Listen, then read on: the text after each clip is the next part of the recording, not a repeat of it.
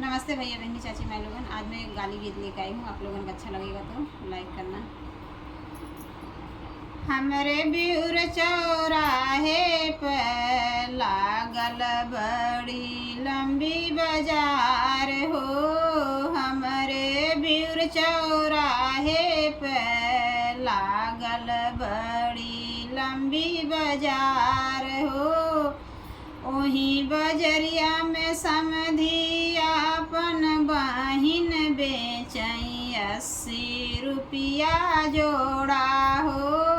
ओही बजरिया में समधी आपन बहिन बेचई 80 रुपया जोड़ा हो। बेचतई बेचत संझा होई गई तब न बेचानिनी हो। बेचतई बेचत संझा होई गई तब न बेचानिनी हो।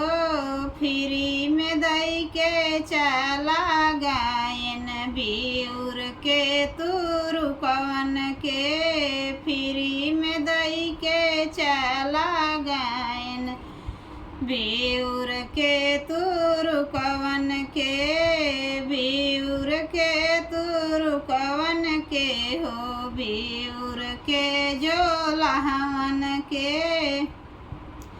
हमारे ब्यूर चौराहा पर लागल बड़ी लंबी बाजार हो।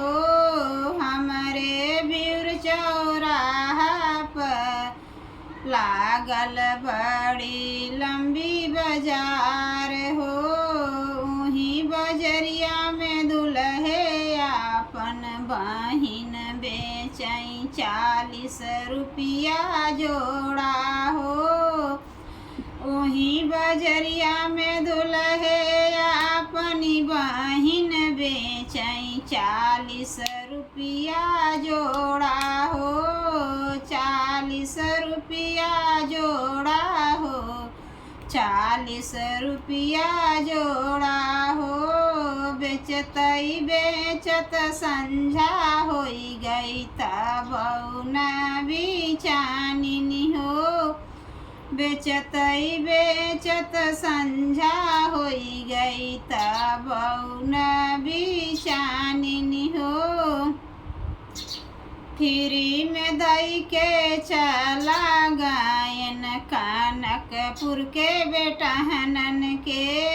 फ्री में दई के चला गायन कानकपुर के बेटहनन के। कानकपुर के बेटहनन के हो। कानकपुर के बेटहनन के।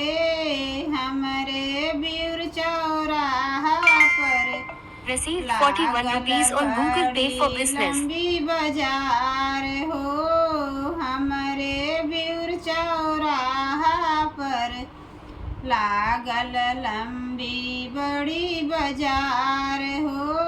वहीं बजरिया में बरतिया है आपन बहिन बेचई 20 रुपया जोड़ा हो। वहीं बजरिया में बरतिया है आपन बहिन बेचई 20 रुपया जोड़ा हो। बेचतई बेचत संझा होई गई तब न बेचानिनी हो। बेचतई बेचत संझा होई गई तब न बेचानिनी हो।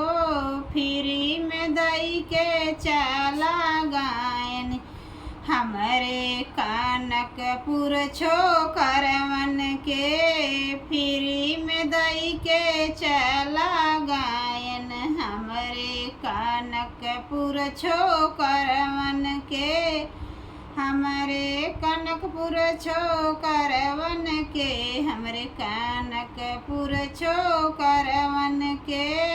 फ्री में दई के चला गायन हमरे कानकपुर लावंडन के।